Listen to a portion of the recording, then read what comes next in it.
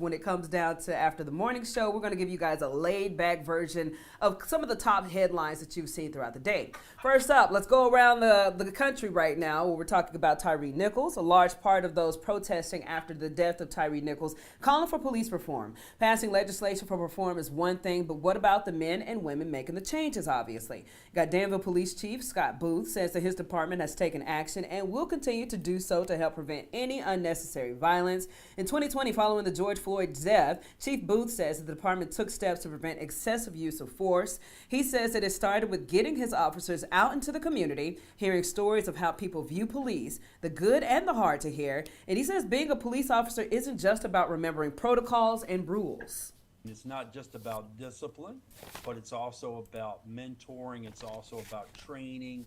It's also about catching issues before they rise to that level that discipline is needed, or before some tragic event like that happens that we saw in Memphis.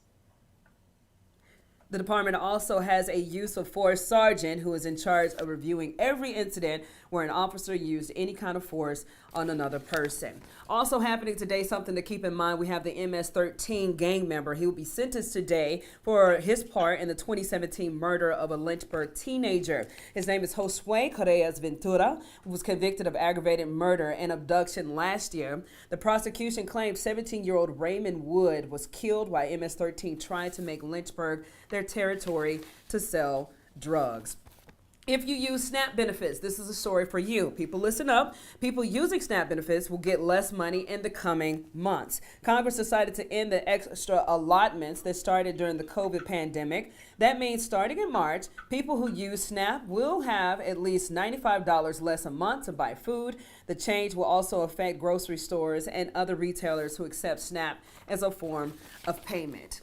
Moving to a pretty fun story. Obviously, we know the Super Bowl is around the corner, whether you're an Eagles fan like our girl Brittany Weir or a Chiefs fan like our wonderful producer Rebecca Williams, who's in here with me. We're talking about a different kind of Super Bowl, one that's spelled Super Bowl, S-O-U-P-E-R. The YMCA of Virginia Tech is inviting the community to come together to enjoy a meal while giving back. On Tuesday, February the 7th, 5 different local restaurants will be serving up their soup for the 3rd annual Super Bowl challenge. The meal will also include extra sides and sweet treats. This is the first year that the Super Bowl challenge is back and in person since the pandemic. Proceeds from the events go to support the YMCA's local programs. This includes the Meals on Main, Senior Connections, international programs, after-school tutoring, and more. It's just kind of a unique event in the way that it does bridge a lot of these gaps or these bubbles in Lexington in particular.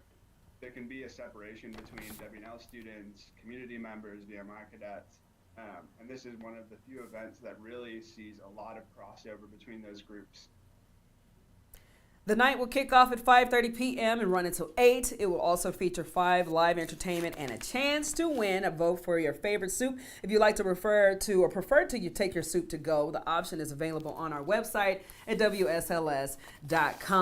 Also, guess what day it is? It's Tasty Tuesday, which means meteorologist Chris Michaels is taking us to a trip on Bent Mountain to the Treehouse Tavern. He describes it as a family atmosphere ranging from local brews and wines from mom and dad to a wide open outdoor area for the kids. They keep a basic menu which includes homemade pizza and have recently started featuring all things smoked barbecue. Look at this barbecue. We got wings, got the ribs, salmon, you name it. Look at that tray right there, guys. If you're looking at your screen, we got some tasty food cooking up over there at the Treehouse Tavern. Of course, they are open from 4 to 9 Thursday and 11 to 9 p.m. Friday through Sunday. Look, I'm just salivating just thinking about it. Rebecca, that looks pretty good, right?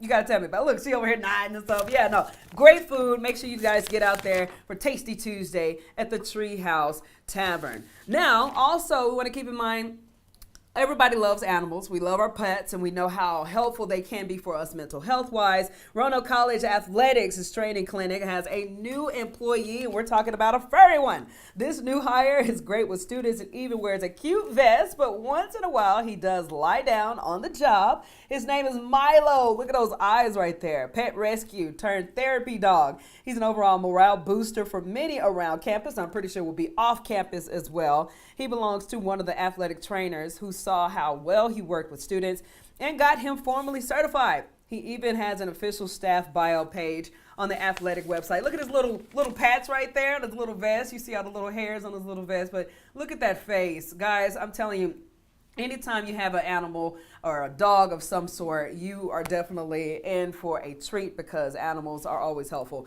Okay, so again, we tried doing this earlier yesterday. Obviously, we had some technical issues, but just to keep you guys in the loop, I am not your typical Brittany Weir. She normally does the sprint, which we know she's not going anywhere, but we're going to remix it and revamp the sprint up a little bit in the coming few months. You will see some changes taking place, and eventually we're going to have a whole new set, something that our producer Rebecca Williams is super excited about. Goes, look at it, there you go, give me a high five right there, bam, shakalaka. So we're going to have a really fun atmosphere, kind of get the sprint up to date for you guys, but more than anything, we're going to bring you the news that you heard all morning, all evening, and national news, and we're going to, like I told you, bring it into a laid, kind of down-to-earth version, conversational style. And with that conversation, we love to engage with you guys. So we also have our wonderful web producer on the phone with us right now. She's tracking your comments. If anybody is leaving any comments, Jasmine, hey, what's going on, girl?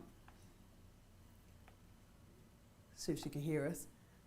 Can she hear us? She probably can't hear us. Well, I don't think that happens. Hey, live TV right there. Okay. Well, we got to... Sorry, guys. There she goes. She said that Milo, our furry friend, is super cute. Yes. Okay, so we got somebody commented on Milo.